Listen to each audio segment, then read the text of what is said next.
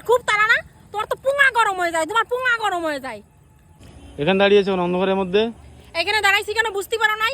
এত সেজে গুজে আমি কি করতে এসেছি? ঠাকুর দেখতে এসেছি তো। হ্যাঁ, তুমি আমার একটা ঠাকুর দেখা কেন নিয়ে যাচ্ছ? আমি বলেছি না আরো 3টে ঠাকুর দেখবো। এত সাজাগুজের মানে হলো কি? 3-4 দিন ঠাকুর দেখাচ্ছি তো। 3-4 দিন দেখেছি, ওইদিকে প্রান্তিকে দেখেছি, বলো দেখেছি?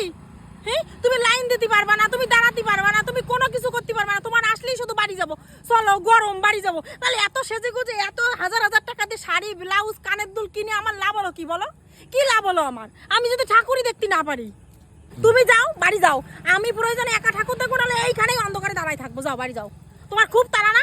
তোমার তো পুঙা গরম হয়ে যায়, তোমার পুঙা গরম হয়ে যায়। কোথাও বেরালি তোমার পুঙার মধ্যে কেমন যেন কে যেন বাস ঢুকাই দেয়, খোসা লাগে মনে হয় সবসময়। যাও এখান থেকে, আমি যাবো না। একটা ঠাকুর দেখতে এসে আমি এত কষ্ট করে সেজে গুজে 3 ঘন্টা ধরে মেকআপ করে, হ্যাঁ, মুখ বোবা দিয়ে রয়েছে, মুখ বোবা দিয়ে রয়েছে। চলো চলো চলো চলো চলো কোথায় যাবো? সামনে আও ঠাকুর দেখাবো। আমি ওই নর্মাল ঠাকুর দেখবো না, বড় বড় প্যান্ডেলে একটা জীবনে একটা প্যান্ডেলের লাইন দিয়ে ঠাকুর দেখতে পারলাম না। সব প্যান্ডেলের বাইরে দেখে দেখে বাড়ি চলো, বাড়ি চলো। ভিতরে কি আছে? ভিতরে কি আছে? ভিতরে তোর আছে, বুঝেছিস? তোর এই লাল লাপ্পা আছে।